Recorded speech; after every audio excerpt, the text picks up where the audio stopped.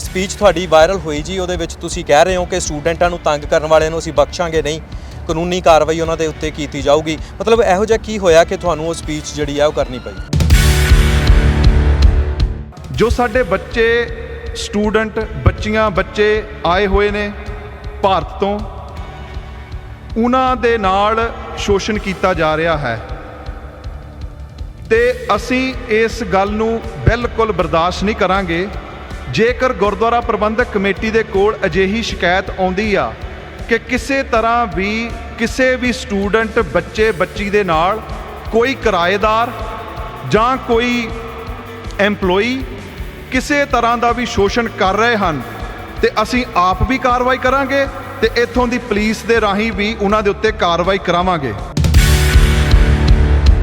ਬੱਚੇ ਤੁਹਾਡੇ ਕੋਲ ਕਿਰਾਏ ਤੇ ਰਹਿ ਰਹੇ ਹਨ ਜਾਂ ਤੁਹਾਡੇ ਕੋਲ ਕੰਮ ਕਰ ਰਹੇ ਹਨ, ਹਾਂ ਉਹਨਾਂ ਦੀ ਕੋਈ ਗਲਤੀ ਆ, ਉਹਨਾਂ ਨੂੰ ਢੰਗ ਤਰੀਕੇ ਨਾਲ ਸਮਝਾਓ।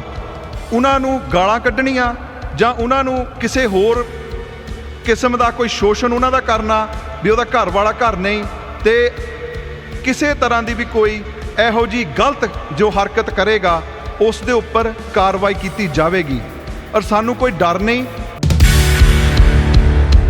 ਅੱਬਲ ਤਾਂ ਘਰ ਮਿਲਦਾ ਹੀ ਨਹੀਂ ਇਸ ਵੇਲੇ, ਕਮਰੇ ਤੇ ਕਿਰਾਇਆ ਕਿ ਕੋਈ ਕਮਰਾ ਹੀ ਨਹੀਂ ਮਿਲਦਾ ਹੈਗਾ ਕਿਰਾਏ ਤੇ ਜੇ ਮਿਲਦਾ ਵੀ ਹੈ ਤੇ ਉਹਦੀ ਪ੍ਰਾਈਸ ਬਹੁਤ ਜ਼ਿਆਦਾ ਚੱਕੀ ਹੋਈ ਆ। ਹਾਂਜੀ ਜੀ, ਤੇ ਠੀਕ ਹੈ, ਆਪਾਂ ਹਿਸਾਬ ਦੇ ਨਾਲ ਰੱਖੀਏ ਜਿਹਦੇ ਨਾਲ ਕਿ ਆਪਾਂ ਨੂੰ ਪ੍ਰੋਫਿਟ ਵੀ ਹੁੰਦਾ ਆ, ਪਰ ਇਹੋ ਜਿਹਾ ਮਾਹੌਲ ਨਾ ਬਣਾ ਦਈਏ ਕਿ ਇੱਕ ਕਮਰੇ ਦੇ ਵਿੱਚ 4 ਜਣੇ ਪਾ ਦੇਣੇ। ਇਹ ਜ਼ਰੂਰੀ ਸੀ ਕਿ ਸੰਗਤ ਦੇ ਨਾਲ ਜਾਂ ਆਮ ਕਹਿ ਲਓ ਜੇ ਜਿੱਥੇ ਤੱਕ ਆਵਾਜ਼ ਜਾਂਦੀ ਆ ਵੀ ਉਹਨਾਂ ਨੂੰ ਇਹ ਮੈਸੇਜ ਪਹੁੰਚਾਉਣਾ ਕਿ ਦੇਖੋ ਸਟੂਡੈਂਟ ਇਸ ਤਰ੍ਹਾਂ ਨਾ ਮਹਿਸੂਸ ਕਰਨ ਕਿ ਉਹ ਇਕੱਲੇ ਆ, ਉਹ ਸਾਡੇ ਬੱਚੇ ਆ, ਸਾਡੀ ਫਲਵਾੜੀ ਆ, ਸਾਡਾ ਭਵਿੱਖ ਆ। ਬਿਲਕੁਲ। ਤੇ ਦੂਸਰੇ ਪਾਸੇ ਸਟੂਡੈਂਟਾਂ ਨੂੰ ਵੀ ਬੇਨਤੀ ਆ ਕਿ ਤੁਸੀਂ ਵੀ ਜਿਹੜੇ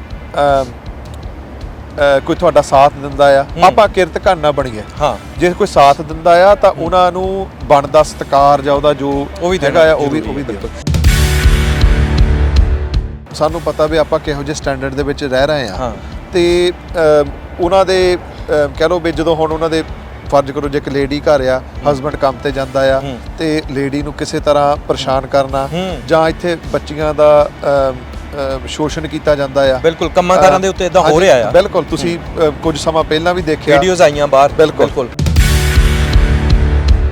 ਸਿੰਘ ਤਾਂ ਉਹ ਆ ਜਿਹੜੇ ਕਿ ਹੋਰਨਾਂ ਧਰਮਾਂ ਦੀਆਂ ਬਹੁ ਬੇਟੀਆਂ ਛਡਾ ਕੇ ਜਰਵਾਣਿਆਂ ਤੋਂ ਲਿਆਉਂਦੇ ਸੀਗੇ। ਬਿਲਕੁਲ ਜੀ, ਠੀਕ ਹੈ। ਤੇ ਸਾਡੀ ਆਪਣੀਆਂ ਬੱਚੀਆਂ ਜਿਹੜੀਆਂ ਸਾਡੇ ਕੌਮ ਦਾ ਜਿਨ੍ਹਾਂ ਨੇ ਭਵਿੱਖ ਬਣਨਾ ਆ, ਜਿਨ੍ਹਾਂ ਨੇ ਸਾਡੇ ਆਉਣ ਵਾਲੇ ਕਹਿ ਲਓ ਫਲਵਾੜੀ ਜੰਮਣੀ ਆ, ਠੀਕ ਹੈ, ਤੇ ਉਹਨਾਂ ਦੇ ਨਾਲ ਇਸ ਤਰ੍ਹਾਂ ਕੀਤਾ ਜਾਵੇ, ਇਹ ਉਹਨਾਂ ਨੂੰ ਬਿਲਕੁਲ ਹੀ ਇਹੋ ਜਿਹਾ ਮਹਿਸੂਸ ਨਹੀਂ ਹੋਣਾ ਚਾਹੀਦਾ ਕਿ ਸਾਡੇ ਮਗਰ ਕੋਈ ਖੜਾ ਨਹੀਂ।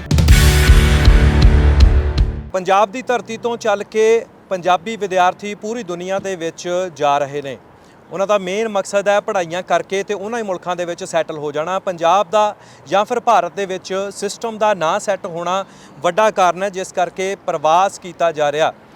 ਸੋ ਜਦੋਂ ਸਟੂਡੈਂਟ ਬਾਹਰਲੇ ਮੁਲਕਾਂ ਦੇ ਵਿੱਚ ਆਉਂਦੇ ਨੇ, ਜੇ ਗੱਲ ਇੰਗਲੈਂਡ ਦੀ ਜਾਂ ਕੈਨੇਡਾ ਵਰਗੇ ਮੁਲਕਾਂ ਦੀ ਕਰੀਏ ਤਾਂ ਇੱਥੇ ਤੰਗੀਆਂ ਆਉਂਦੀਆਂ, ਕਿਉਂਕਿ ਜਦੋਂ ਨਵੇਂ ਸਟੂਡੈਂਟ ਆਉਂਦੇ ਨੇ ਤਾਂ ਰਹਿਣ ਦੇ ਵਿੱਚ ਵੀ ਤੰਗੀਆਂ, ਯਾਨੀ ਕਿ ਘਰ-ਬਾਰ ਦੀਆਂ, ਉਸ ਤੋਂ ਬਾਅਦ ਕੰਮਕਾਰਾਂ ਦੀਆਂ ਵੀ ਤੰਗੀਆਂ ਆਉਂਦੀਆਂ। ਬਹੁਤ ਵਾਰ ਸਾਡੀ ਕਮਿਊਨਿਟੀ ਜਿਹੜੀ ਇੱਥੇ ਸੈਟਲ ਹੈ ਪਹਿਲਾਂ ਤੋਂ, ਉਹਨਾਂ ਦੇ ਉੱਤੇ ਇਹ ਇਲਜ਼ਾਮ ਲੱਗਦੇ ਨੇ ਕਿ ਨਵੇਂ ਆਇਆਂ ਨੂੰ ਸਹਾਰਦੇ ਨਹੀਂ, ਮਤਲਬ ਉਹਨਾਂ ਦੀ ਹੈਲਪ ਕੀ ਕਰਨੀ ਹੈ, ਉਲਟਾ ਉਹਨਾਂ ਦੇ ਉੱਤੇ ਹੀ ਕੁਛ ਨਾ ਕੁਛ ਜਿਹੜਾ ਹੈ ਦੋਸ਼ ਕਹਿ ਲਈਏ ਜਾਂ ਫਿਰ ਉਹਨਾਂ ਨੂੰ ਹੋਰ ਮੁਸ਼ਕਲਾਂ ਦੇ ਵਿੱਚ ਪਾਉਣ ਦਾ ਕੰਮ ਕਰਦੇ ਨੇ।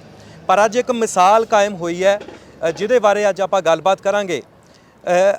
ਗੁਰੂ ਨਾਨਕ ਗੁਰਦੁਆਰਾ ਸਮੈਥਿਕ ਬਰਮਿੰਘਮ ਦੇ ਮੁੱਖ ਸੇਵਾਦਾਰ ਯਾਨੀ ਕਿ ਪ੍ਰਧਾਨ ਭਾਈ ਜਤਿੰਦਰ ਸਿੰਘ ਅੱਜ ਸਾਡੇ ਨਾਲ ਨੇ, ਜਿਨ੍ਹਾਂ ਦੀ ਪਿਛਲੇ ਦਿਨੀ ਇੱਕ ਸਪੀਚ ਵਾਇਰਲ ਹੋਈ ਹੈ ਟਿਕਟੌਕ ਅਤੇ ਹੋਰ ਸੋਸ਼ਲ ਮੀਡੀਆ ਦੇ ਉੱਤੇ। ਭਾਈ ਸਾਹਿਬ ਨੇ ਸਟੇਜ ਤੋਂ ਵਾਰਨ ਕੀਤਾ, ਤਾੜਨਾ ਕੀਤੀ ਹੈ ਉਹਨਾਂ ਲੋਕਾਂ ਨੂੰ ਜਿਹੜੇ ਸਟੂਡੈਂਟਸ ਨੂੰ ਤੰਗ ਕਰਦੇ ਨੇ ਇਹਨਾਂ ਮੁਲਕਾਂ ਦੇ ਵਿੱਚ, ਉਹ ਚਾਹੇ ਰਹਿਣ ਬਸੇਰਿਆਂ ਦੀ ਗੱਲ ਹੋਵੇ ਜਾਂ ਫਿਰ ਕੰਮਾਂ-ਕਾਰਾਂ ਦੇ ਵਿੱਚ ਸ਼ੋਸ਼ਣ ਹੁੰਦਾ। ਸੋ ਆਪਾਂ ਉਹਨਾਂ ਦੇ ਨਾਲ ਗੱਲ ਕਰਾਂਗੇ। ਉਹਨਾਂ ਨੂੰ ਵਿਸ਼ੇਸ਼ ਅੱਜ ਇਸ ਪ੍ਰੋਗਰਾਮ ਦੇ ਵਿੱਚ ਅਸੀਂ ਸੱਦਾ ਪੱਤਰ ਭੇਜਿਆ, ਸਾਡੇ ਨਾਲ ਨੇ। ਆਓ ਸਭ ਤੋਂ ਪਹਿਲਾਂ ਵੈਲਕਮ ਕਰਦੇ ਹਾਂ ਤੇ ਫਿਰ ਉਹਨਾਂ ਦੇ ਕੋਲੋਂ ਪੁੱਛਦੇ ਹਾਂ ਉਸ ਸਪੀਚ ਬਾਰੇ ਤੇ ਕੀ ਮੁਸ਼ਕਲਾਂ ਸਟੂਡੈਂਟਸ ਦੀਆਂ ਹੈਗੀਆਂ। ਭਾਈ ਸਾਹਿਬ, ਸਭ ਤੋਂ ਪਹਿਲਾਂ ਤੇ ਵਾਹਿਗੁਰੂ ਜੀ ਕਾ ਖਾਲਸਾ, ਵਾਹਿਗੁਰੂ ਜੀ ਕੀ ਫਤਿਹ ਜੀ। ਹੋਰ ਸੁਣਾਓ, ਚੜ੍ਹਦੀ ਕਲਾ ਜੀ? ਹਾਂਜੀ, ਚੜ੍ਹਦੀ ਕਲਾ, ਧੰਨਵਾਦ ਜੀ। ਅੱਛਾ ਭਾਈ ਸਾਹਿਬ, ਸਪੀਚ ਤੁਹਾਡੀ ਵਾਇਰਲ ਹੋਈ ਜੀ, ਉਹਦੇ ਵਿੱਚ ਤੁਸੀਂ ਕਹਿ ਰਹੇ ਹੋ ਕਿ ਸਟੂਡੈਂਟਾਂ ਨੂੰ ਤੰਗ ਕਰਨ ਵਾਲਿਆਂ ਨੂੰ ਅਸੀਂ ਬਖਸ਼ਾਂਗੇ ਨਹੀਂ, ਕਾਨੂੰਨੀ ਕਾਰਵਾਈ ਉਹਨਾਂ ਦੇ ਉੱਤੇ ਕੀਤੀ ਜਾਊਗੀ। ਮਤਲਬ ਇਹੋ ਜਿਹਾ ਕੀ ਹੋਇਆ ਕਿ ਤੁਹਾਨੂੰ ਉਹ ਸਪੀਚ ਜਿਹੜੀ ਆ ਉਹ ਕਰਨੀ ਪਈ?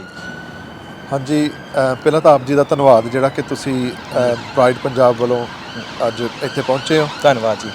ਤੇ ਸਾਨੂੰ ਮੌਕਾ ਦਿੱਤਾ ਆ ਜੀ। ਸੋ ਜਿਸ ਤਰ੍ਹਾਂ ਆਪ ਜੀ ਜਾਣਦੇ ਹੋ ਕਿ ਜੋ ਪਿਛਲੇ ਤਕਰੀਬਨ ਅੱਧੀ ਸਦੀ ਤੋਂ ਉੱਪਰ ਪੰਜਾਬੀ ਜਾਂ ਭਾਰਤ ਤੋਂ ਆਪਣੀ ਲਾਈਫ ਸਟਾਈਲ ਨੂੰ ਵਧੀਆ ਕਰਨ ਵਾਸਤੇ ਵੱਖ-ਵੱਖ ਦੇਸ਼ਾਂ ਦੇ ਵਿੱਚ ਜਾ ਰਹੇ ਹਨ ਜੀ।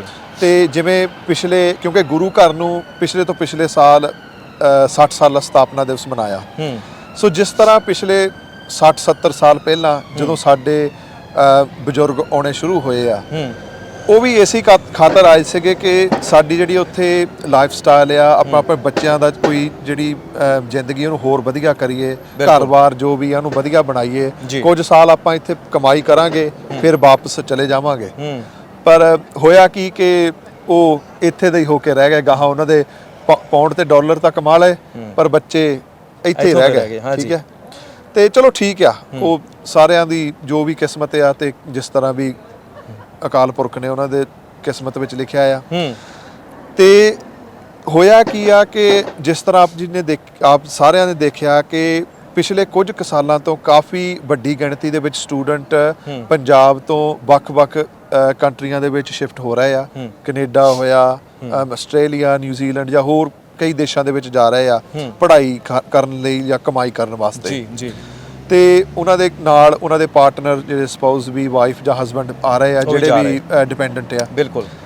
ਤੇ ਆਪਾਂ ਇੱਥੇ ਦੇਖ ਰਹੇ ਆ ਕਿ ਪਹਿਲੀ ਗੱਲ ਤਾਂ ਜਿਹੜੀ ਉਹਨਾਂ ਦੀ ਹਾਲਾਤ, ਕਿਉਂਕਿ ਉਹ ਆਪਣੇ ਘਰ-ਬਾਰ ਪਹਿਲੀ ਵਾਰ ਛੱਡ ਕੇ ਆ ਰਹੇ ਆ, ਆਪਣੇ ਮਾਤਾ ਪਿਤਾ ਦੇ, ਆਪਣੇ ਘਰ ਦੇ ਸੁੱਖ। ਬਿਲਕੁਲ। ਤੇ ਆਪਣੇ ਦੋਸਤਾਂ ਦੇ ਮਿੱਤਰਾਂ ਤੋਂ ਜਾਂ ਆਪਣੇ ਜੋ ਵੀ ਆਮ ਜ਼ਿੰਦਗੀ ਦੇ ਵਿੱਚੋਂ ਇੱਕ ਜਿਹਨੂੰ ਆਪਾਂ ਇੰਗਲਿਸ਼ ਦੇ ਵਿੱਚ ਏਲੀਅਨ ਕੰਟਰੀ ਦੇ ਵਿੱਚ ਆ ਰਹੇ ਆ। ਹਾਂ, ਜਿੱਥੇ ਸਾਰੀ ਜੋ ਲੋਕ ਨੇ ਪੰਜਾਬੀ ਤਾਂ ਹੈਗੇ ਆ ਇੱਥੇ ਜੀ, ਪਰ ਜਿਹੜੇ ਰਹਿਣੀ ਬਹਿਣੀ ਸਾਰੀ ਜਿਹੜੀ ਇੱਥੇ ਵੱਖਰੀ ਆ। ਬਿਲਕੁਲ ਬਿਲਕੁਲ। ਤੇ ਉਹ ਜਦੋਂ ਪਹਿਲਾਂ ਇੱਥੇ ਆਉਂਦੇ ਆ ਉਹਨਾਂ ਨੂੰ ਘਰ ਲੈਣ ਦੀ ਬੜੀ ਮੁਸ਼ਕਲ ਪੈਂਦੀ ਆ।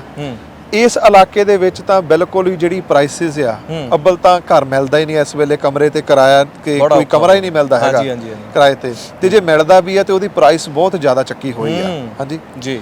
ਤੇ ਠੀਕ ਹੈ, ਆਪਾਂ ਹਿਸਾਬ ਦੇ ਨਾਲ ਰੱਖੀਏ ਜਿਹਦੇ ਨਾਲ ਕਿ ਆਪਾਂ ਨੂੰ ਪ੍ਰੋਫਿਟ ਵੀ ਹੁੰਦਾ ਆ, ਪਰ ਇਹੋ ਜਿਹਾ ਮਾਹੌਲ ਨਾ ਬਣਾ ਦਈਏ ਕਿ ਇੱਕ ਕਮਰੇ ਦੇ ਵਿੱਚ 4 ਜਣੇ ਪਾ ਦੇਣੇ। ਹਾਂਜੀ, ਕਿਉਂਕਿ ਅੰਤ ਨੂੰ ਗੱਲ ਇਹ ਆ ਕਿ ਜੇ ਅੱਜ ਆਪਾਂ ਕਰ ਰਹੇ ਆ, ਸਮਾਂ ਆਉਣ ਤੇ ਸਾਡੇ ਬੱਚਿਆਂ ਦੇ ਨਾਲ ਵੀ ਇਸ ਤਰ੍ਹਾਂ ਹੋ ਸਕਦਾ ਹੈ, ਸਾਡੇ ਨਾਲ ਵੀ। ਪਰ ਜੇਕਰ ਆਪਾਂ ਕਿਸੇ ਦੀ ਅੱਜ ਬਾਹ ਫੜਦੇ ਆ ਤੇ ਆਉਣ ਵਾਲੇ ਸਮੇਂ ਦੇ ਵਿੱਚ ਗੁਰੂ ਦੇਖਦਾ ਆ ਤੇ ਸਾਡੀ ਵੀ ਕੋਈ ਬਾਹ ਫੜ ਸਕਦਾ ਹੈ ਜੇ ਸਾਨੂੰ ਲੋੜ ਪਵੇ ਤਾਂ। ਜੀ ਜੀ ਜੀ। ਸੋ ਇਹਨਾਂ ਚੀਜ਼ਾਂ ਨੂੰ ਮੁੱਖ ਰੱਖ ਕੇ ਇਹ ਜ਼ਰੂਰੀ ਸੀ ਕਿ ਸੰਗਤ ਦੇ ਨਾਲ ਜਾਂ ਆਮ ਕਹਿ ਲਓ ਜੇ ਜਿੱਥੇ ਤੱਕ ਆਵਾਜ਼ ਜਾਂਦੀ ਆ ਵੀ ਉਹਨਾਂ ਨੂੰ ਇਹ ਮੈਸੇਜ ਪਹੁੰਚਾਉਣਾ ਕਿ ਦੇਖੋ ਸਟੂਡੈਂਟ ਇਸ ਤਰ੍ਹਾਂ ਨਾ ਮਹਿਸੂਸ ਕਰਨ ਕਿ ਉਹ ਇਕੱਲੇ ਆ। ਉਹ ਸਾਡੇ ਬੱਚੇ ਆ, ਸਾਡੀ ਫੁਲਵਾੜੀ ਆ, ਸਾਡਾ ਭਵਿੱਖ ਆ। ਉਹਨਾਂ ਨੇ ਆ ਕੇ ਜਿਹੜੇ ਚਲੋ ਕੀ ਪਤਾ ਇੱਥੇ ਕਾਨੂੰਨ ਕਿੱਦਾਂ ਬਦਲ ਜਾਣਾ ਆ, ਕੀ ਪਤਾ ਉਹ ਇੱਥੇ ਦੇ ਪੱਕੇ ਰੈਜ਼ੀਡੈਂਟਸ ਬਣ ਜਾਣ, ਵਸਨੀਕ ਬਣ ਜਾਣ। ਸੋ ਇਸ ਕਰਕੇ ਆਪਾਂ ਉਹਨਾਂ ਨੂੰ ਬਣਦਾ ਸਾਥ ਤੇ ਸਹਿਯੋਗ ਦਈਏ। ਤੇ ਦੂਸਰੇ ਪਾਸੇ ਸਟੂਡੈਂਟਾਂ ਨੂੰ ਵੀ ਬੇਨਤੀ ਆ ਕਿ ਤੁਸੀਂ ਵੀ ਜਿਹੜੇ ਕੋਈ ਤੁਹਾਡਾ ਸਾਥ ਦਿੰਦਾ ਆ, ਆਪਾਂ ਕਿਰਤਘਰ ਨਾ ਬਣੀਏ। ਜੇ ਕੋਈ ਸਾਥ ਦਿੰਦਾ ਆ ਤਾਂ ਉਹਨਾਂ ਨੂੰ ਬਣਦਾ ਸਤਿਕਾਰ ਜਾਂ ਉਹਦਾ ਜੋ ਹੈਗਾ ਆ ਉਹ ਵੀ ਦਿਓ। ਅੱਛਾ, ਤੁਹਾਡੇ ਕੋਲ ਕੁਝ ਪਰਸਨਲੀ ਕੋਈ ਸ਼ਿਕਾਇਤਾਂ ਵੀ ਪਹੁੰਚੀਆਂ ਸੀ ਗੁਰਦੁਆਰੇ ਦੇ ਵਿੱਚ ਕਿ ਸਾਡੇ ਨਾਲ ਇਸ ਤਰ੍ਹਾਂ ਹੁੰਦਾ ਆ, ਗੱਲਾਂ ਬਾਤਾਂ ਕੁਝ? ਤੁਸੀਂ ਸੱਚ ਜਾਣਿਓ। ਹਾਂਜੀ, ਅੰਦਰ ਇੱਕ ਕਪਲ ਵੇਟ ਕਰ ਰਹੇ ਆ। ਅੱਛਾ, ਗੱਲ ਕਰਨ ਵਾਸਤੇ। ਓਕੇ।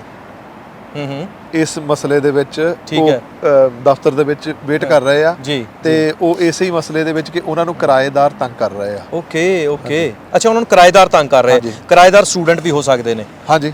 ਠੀਕ ਹੈ, ਮਤਲਬ ਫਿਰ ਇਹ ਦੋ ਪੱਖ ਹੋ ਗਏ ਨਾ, ਫਿਰ ਲੈਂਡਲੋਰਡ ਵੀ ਤਾਂ ਤੰਗ ਹੋ ਰਹੇ ਨੇ। ਨਹੀਂ ਸੌਰੀ, ਲੈਂਡਲੋਰਡ, ਅੱਛਾ ਮਾਲਕ ਮਕਾਨ ਜਿਹੜਾ ਆ ਉਹ ਤੰਗ ਕਰ ਰਿਹਾ। ਮਤਲਬ ਕਿ ਦਰਸ਼ਕੋ ਤੁਸੀਂ ਦੇਖ ਸਕਦੇ ਹੋ ਕਿ ਗੁਰਦੁਆਰਾ ਸਾਹਿਬ ਜੇ ਵਿਦੇਸ਼ਾਂ ਦੇ ਵਿੱਚ ਆਪਾਂ ਕਹੀਏ ਕਿ ਸਾਡੀ ਆਪਣੀ ਅੰਬੈਸੀ ਹੈ ਇੱਕ ਤਰ੍ਹਾਂ ਦੀ, ਆਪਾਂ ਇਹ ਕਹਿੰਦੇ ਆ ਕਿ ਜਦੋਂ ਵੀ ਸਾਨੂੰ ਕੋਈ ਮੁਸ਼ਕਲਾਂ ਆਉਂਦੀਆਂ ਅਸੀਂ ਪਹੁੰਚਦੇ ਹਾਂ ਤੇ ਗੁਰੂ ਨਾਨਕ ਗੁਰਦੁਆਰਾ ਸਮੈਥਿਕ ਨੇ ਪਹਿਲ ਕਦਮੀ ਦੇ ਆਧਾਰ ਦੇ ਉੱਤੇ ਆਪਣੀ ਜ਼ਿੰਮੇਵਾਰੀ ਨਿਭਾਈ ਹੈ। ਸੋ ਜੇ ਸ਼ਿਕਾਇਤਾਂ ਵੀ ਆਉਂਦੀਆਂ ਨੇ ਤੇ ਭਾਈ ਸਾਹਿਬ ਹੋਰੀ ਉਹਨੂੰ ਹੈਂਡਲ ਕਰਦੇ ਨੇ।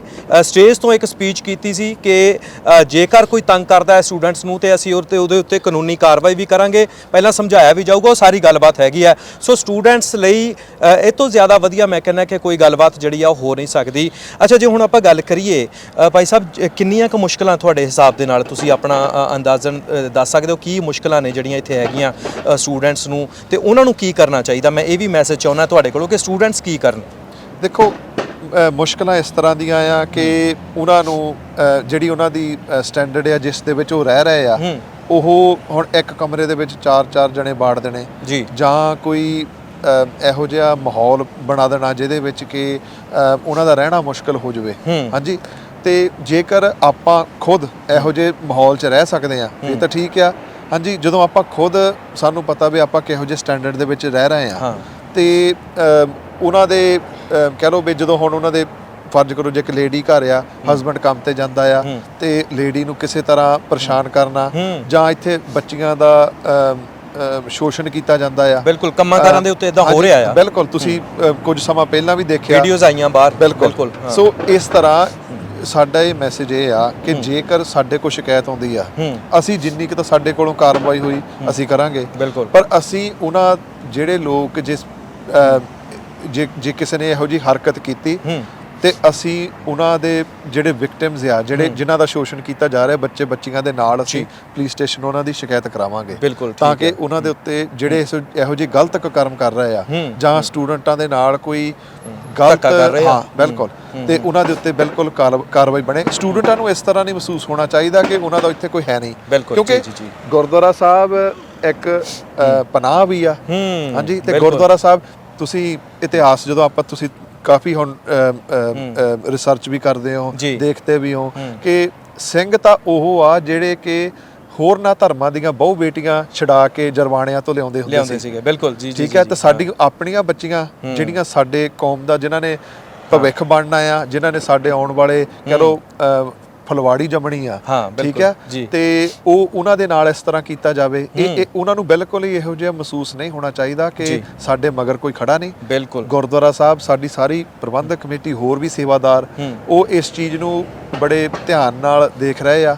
ਸੋ ਅੱਜ ਵੀ ਜਿਸ ਤਰ੍ਹਾਂ ਦਾਸ ਨੇ ਕਿਹਾ ਕਿ ਇੱਕ ਕਪਲ ਆਇਆ ਆ ਜਿਨ੍ਹਾਂ ਦੇ ਨਾਲ ਜਿਨ੍ਹਾਂ ਨੂੰ ਸ਼ਿਕਾਇਤ ਆ ਆਪਣੇ ਮਕਾਨ ਮਾਲਕ ਦੇ, ਪਰ ਇਸ ਦੇ ਨਾਲ ਸਟੂਡੈਂਟਾਂ ਨੂੰ ਵੀ ਜਿਸ ਤਰ੍ਹਾਂ ਦਾਸ ਨੇ ਕਿਹਾ ਵੀ ਤੁਸੀਂ ਵੀ ਜੇ ਤੁਹਾਨੂੰ ਕਿਸੇ ਨੇ ਘਰ ਕਿਰਾਏ ਤੇ ਦਿੱਤਾ ਆ, ਉਹਨੂੰ ਰਿਸਪੈਕਟ ਦੇ ਨਾਲ, ਬਿਲਕੁਲ ਇਹੋ ਜਿਹੀ ਕਿ ਆਪਾਂ ਭੰਨ ਤੋੜ ਕਰਨੀ ਜਾਂ ਜਿਹੋ ਜਿਹਾ ਇੱਥੇ ਮਾਹੌਲ ਹੈਗਾ ਆ ਇੰਗਲੈਂਡ ਦੇ ਵਿੱਚ, ਆਪਾਂ ਪਤਾ ਹੈ ਕਿ ਆਪਾਂ ਉਸ ਹਿਸਾਬ ਨਾਲ ਸਿੱਖ ਲਈਏ ਰਹਿਣੀ ਬਹਿਣੀ ਜੋ ਵੀ ਆ, ਤੇ ਆਪਾਂ ਉਹਦੀ ਜਿਹੜੀ ਉਹਦਾ ਜਿਹੜਾ ਟ੍ਰੀਟਮੈਂਟ ਆ ਉਹ ਸਹੀ ਤਰੀਕੇ ਨਾਲ ਕਰੀਏ। ਪਰ ਜਿਹੜੇ ਮਕਾਨ ਮਾਲਕ ਆ ਜਾਂ ਜਿਨ੍ਹਾਂ ਦੇ ਕੋਲ ਜਿਹੜੇ ਕੰਮ ਤੇ ਵੀ ਰੱਖਦੇ ਆ, ਉਹ ਵੀ ਇਦਾਂ ਨਹੀਂ ਕਿ ਮੂਹਰਿਓਂ ਗਾਲਾਂ ਕੱਢਣ ਜਾਂ ਕੋਈ ਇਹੋ ਜਿਹੀ ਲੈਂਗੁਏਜ ਵਰਤਣ, ਕਿਉਂਕਿ ਅੰਤ ਨੂੰ ਉਹ ਤੁਹਾਡੇ EMPLOYEES ਆ, ਹਨਾ, ਬੇਸ਼ੱਕ ਉਹ ਇੱਥੋਂ ਦੇ ਪੱਕੇ ਨਹੀਂ, ਪਰ ਉਹ ਤੁਹਾਡੇ EMPLOYEES ਆ। ਇੱਥੇ ਆਮ ਤੁਸੀਂ ਜਿਹੜੇ ਇੱਥੋਂ ਦੇ ਵਸਨੀਕ ਕਿਸੇ ਬੱਚੇ ਨੂੰ ਇਦਾਂ ਮੂਹਰਿਓਂ ਬੋਲ ਕੇ ਦੇਖ ਲਓ, ਅਗਲੇ ਤੁਹਾਨੂੰ ਕਿੱਥੇ ਤੱਕ ਲੈ ਜਾਂਦੇ ਆ। ਕੋਰਟਾਂ ਦੇ ਰਾਹੀਂ ਵੀ, ਟ੍ਰਾਈਬਿਊਨਲਸ ਦੇ ਰਾਹੀਂ EMPLOYMENT ਜਿਹੜੇ ਟ੍ਰਾਈਬਿਊਨਲਸ ਬਣ ਜਾਂਦੇ ਆ। ਸੋ ਇਸ ਕਰਕੇ ਆਪਾਂ ਜਿਹੜਾ ਬਣਦਾ ਸਤਿਕਾਰ ਆ ਇੱਕ ਦੂਜੇ ਦੇ ਨਾਲ, ਸਟੂਡੈਂਟਾਂ ਵੱਲੋਂ ਵੀ ਤੇ ਬਾਕੀ ਆਪਣੇ ਜਿਹੜੇ ਮਕਾਨ ਮਾਲਕ ਆ ਜਾਂ ਆਪਣੇ ਜਿਹੜੇ ਆਪਣੇ EMPLOYEES ਆ, ਉਹ ਵੀ ਜਿਹੜਾ ਇੱਕ ਦੂਜੇ ਦੇ ਨਾਲ ਬਣਦਾ ਸਤਿਕਾਰ ਦੇ ਕੇ, ਤਾਂ ਕਿ ਆਪਾਂ ਪਰ ਕੋਈ ਇਸ ਤਰ੍ਹਾਂ ਨਾ ਮਹਿਸੂਸ ਕਰੇ ਕਿ ਸਾਡੇ ਮਗਰ ਕੋਈ ਖੜਾ ਨਹੀਂ। ਗੁਰਦੁਆਰਾ ਸਾਹਿਬ ਸਾਰਿਆਂ ਲਈ ਸਾਂਝਾ ਹੈ।